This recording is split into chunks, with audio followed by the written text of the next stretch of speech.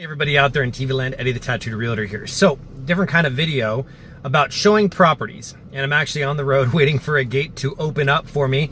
And, I had the privilege and honor of showing properties today to friends and customers of mine. That's why it's so important to make sure that you stay in contact with all your previous contacts.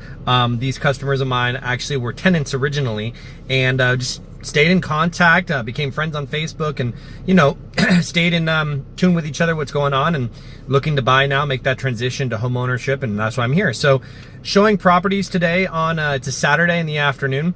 One thing I recommend when showing properties, especially when you start showing properties of a higher caliber of home, price range we're looking at is right around the $400,000 level, a little bit above it.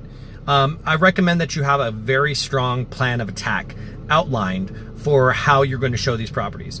Whenever I show properties, before I even start showing homes, I always make sure that the homes we're going to see actually meet the needs of what our customer is looking for, what my customer is looking for. We have a very thorough discussion to make sure that we're looking at homes that meet those needs. Secondly, we also want to make sure that the customer is qualified, properly qualified with a mortgage company in order to ensure that they are able to afford what they're looking at. I'd hate for them to get excited about something and not be able to afford it. So once those two things have been outlined, I always like to set a structure in how we're showing properties. So a lot of times I'll have a specific day allotted for them so that it kind of gets used to doing this on a particular day of the week or a particular time, not just going willy-nilly all the time. Of course, if there's a property that they're looking for in particular that's only available at a certain time, I'll do my absolute best to make it a reality. But I always like to create a structure on the day and the time showing.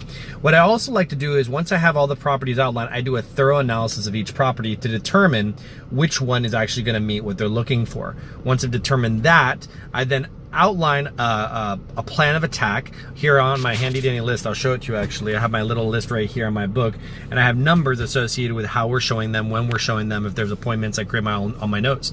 And we go from farthest away, working our way back to the nearest highway so that we kind of like piggyback one off the other, not going all over the globe like that. And then the other thing you got to pay attention to is making sure that you answer any and all questions for the customer. If you don't know it, don't lie about it, obviously. Refer to the MLS sheet or just simply state, hey, listen, I don't know this answer. I have a pretty good idea, but I'm going to follow up with the listing agent in order to determine what that answer is. So those are some of the simple tips and tricks and ideas when showing properties. Make sure that you hold everyone accountable. And at the end of the tour, you always want to have kind of like a session of like what their thoughts were for the property. So anyways, the gate's approaching, so I'm going to follow up here in a minute. So yeah, I will catch you guys soon.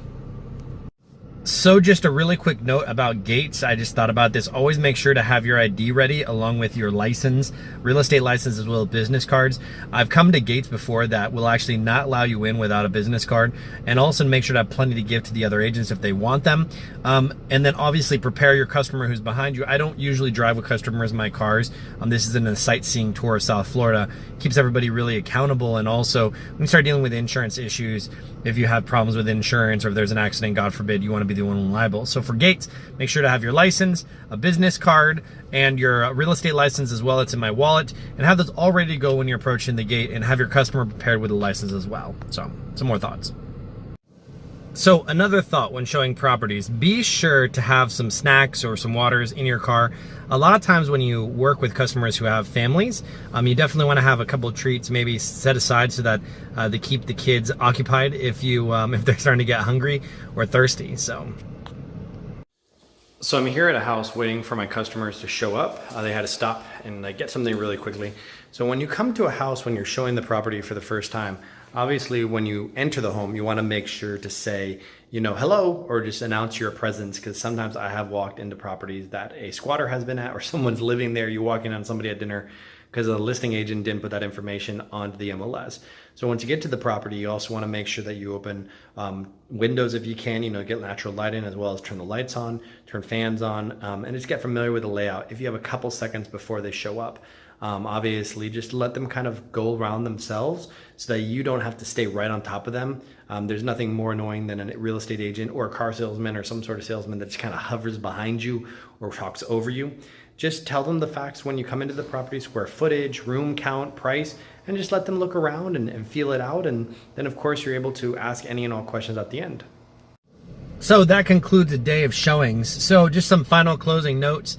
You know, when you show properties, you have to make sure that you're able to answer the questions appropriately. Of course, if you don't know the answers to those questions, you could just say, you know, I don't really know that answer right now, but I'll check on it for you and get back to you. At the end of every showing, what you want to do is you want to make sure that you just kind of have a recap session, get their thoughts, get some feedback, understand what they like, what they didn't like. And if you're working with a mortgage broker, if you're working with a mortgage broker, you want to definitely send any potential properties that they may have liked to that mortgage broker so that they're able to run the numbers on it to get a more accurate estimate of what their payment's going to be, what it includes, if there's an association, taxes, all that kind of good stuff. So anyways, thanks so much for subscribing, guys, and for watching. Feel free to like, subscribe, and comment. I would greatly appreciate it. And if you're ever looking to buy, sell, or rent here in Broward County or West Palm Beach, South Florida, I'd be more than happy to help. My number is 954-610-9112, and my information is always in the description below. You guys have a great rest of the Saturday, and I will catch you later.